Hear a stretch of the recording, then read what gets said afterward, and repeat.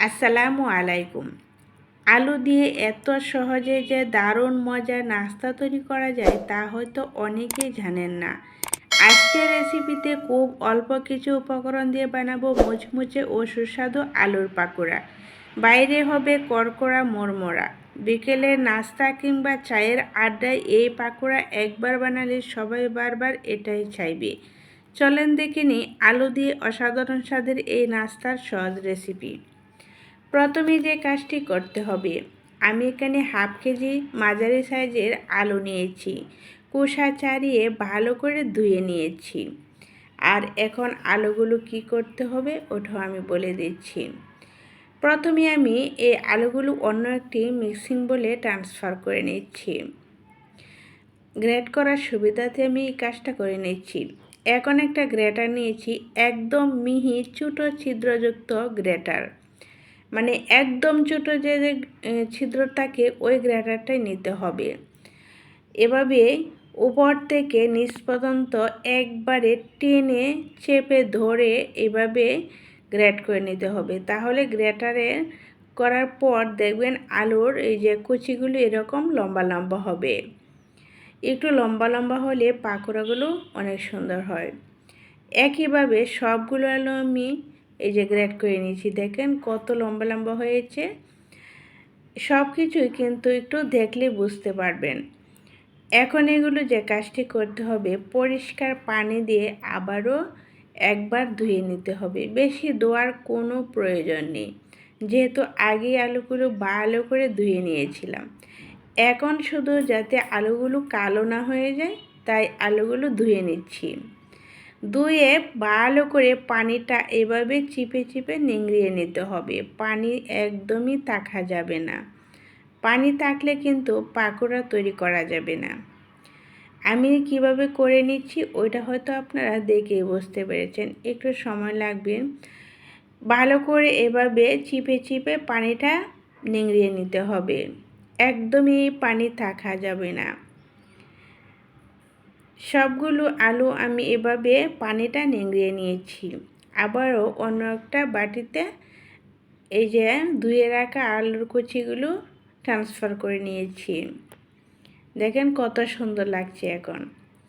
এখন দিয়ে দিচ্ছি 1/3 কাপ পেঁয়াজ কুচি। পেঁয়াজের পরিমাণটা আপনাদের পছন্দ মতো কম বেশি বাড়িয়ে কমিয়ে দিতে পারেন। দিয়ে দিচ্ছি 1 টেবিল চামচ কাঁচামরিচ কুচি, 1 চা চামচ লাল মরিচের গুঁড়া। জালটাও আপনাদের পছন্দ মতো করে দিতে পারেন, কিন্তু বাকি সব উপকরণ একই থাকবে। দিয়ে দিচ্ছি 1 চা চামচ হলুদের গুঁড়া, লবণ পরিমাণ মতো। লবণটা অবশ্যই পরিমাণ মতো করে দিতে হবে। দিয়ে দিচ্ছি 1 চা চামচ গরম মশলা গুঁড়া, হাফ চা চামচ ভাজা জিরা গুঁড়া আর হাফ চা চামচ গোলমরিচের গুঁড়া। দিয়ে দিচ্ছি 2 টেবিল চামচ কর্নফ্লাওয়ার। এই কর্নফ্লাওয়ারটা অবশ্যই দিতে হবে, না হলে শুকনো চালের গুঁড়াও দিতে পারেন। কর্নফ্লাওয়ারটা দিলে দেখবেন পাকোড়াগুলো অনেক বেশি ক্রিস্পি মুচমুচে হবে। দিয়ে দিচ্ছি 3 টেবিল চামচ ময়দা। এই ময়দার পরিবর্তে বেসনও দেওয়া যাবে, আটাও দেওয়া যাবে। হাতের কাছে যাই তাকে দিয়ে নিতে পারেন, কোনো অসুবিধা নেই,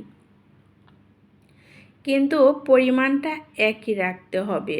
তবে আপনার পাকোড়াগুলো অনেক বেশি সুন্দর পারফেক্ট হবে। এই বলে কিন্তু মাখানো যাবে না। আরও একটু বড় বাটিতে আমি ট্রান্সফার করে নিয়েছি। এখন হাতে কষলিয়ে কষলিয়ে সব কিছু আলুর সাথে মিশিয়ে নিতে হবে। যতক্ষণ পর্যন্ত সব কিছু ভালো করে মিশে না যায় ততক্ষণ পর্যন্ত মিশাতে হবে। সে যে বলেছিলাম না, লবণটা বুঝে অ্যাড করতে হবে। এই যে দেখেন মিশানোর পর আলুগুলো কতটা নেতিয়ে গেছে। বেশি করে লবণ দিয়ে দিলে কিন্তু খুবই অসুবিধা হবে। তারপর দেখবেন লবণের জন্য পাকোড়া খাওয়া যাবে না। খুবই সামান্য করে লবণটা দিতে হবে। এই যে অল্প একটু পাকোড়া শেপ আমি এভাবে দিয়ে নিয়েছি, অল্প একটু মিশ্রণ হাতে নিয়ে একটু পাতলা করে চ্যাপটা করে দেবেন, তাহলে দেখবেন পাকোড়াগুলো খুব দ্রুত মুচমুচে হবে। এগুলো ভাজার জন্য চুলায় একটি প্যান বসিয়ে পর্যাপ্ত পরিমাণ তেল দিয়ে তেলটা হাই হিটে গরম করে নিয়েছি। পাকোড়াগুলো দিয়ে তারপর চুলার আঁচটা একটু কমিয়ে রাখতে হবে। মানে একটু যদি শক্ত শক্ত মনে হচ্ছে যে পাকোড়া শক্ত হয়ে যাচ্ছে, তখনই কিন্তু চুলাটা একটু কমিয়ে দিতে হবে, না হলে দ্রুত কালার চলে আসবে আর মুচমুচে হবে না। এই যে নরম থাকা অবস্থায় কিন্তু উলটপালট করা যাবে না, একটু শক্ত হয়ে যাওয়ার পরে কিন্তু উলটপালট করে মুচমুচে করে ভেজে নিতে হবে। চুলার আঁচটা অল্পতে রেখেই ভেজে নিতে হবে, তাহলে এই যে দেখেন এরকম সুন্দর হবে। সবগুলো পাকোড়া আমি ভেজে নিয়েছি। হাফ কেজি আলু থেকে অনেকগুলো পাকোড়া হয়েছে। পুরো পরিবারের সবাই খেয়ে নিতে পারবে, আর এত মজা এমনিতেও খাওয়া যায়, যে কোনো সস দিয়েও খেতে পারেন। আশা করছি আজকের রেসিপিটা সবার কাছে ভালো লাগবে। ভালো লাগার মতোই রেসিপিটা আজকে শেয়ার করেছি।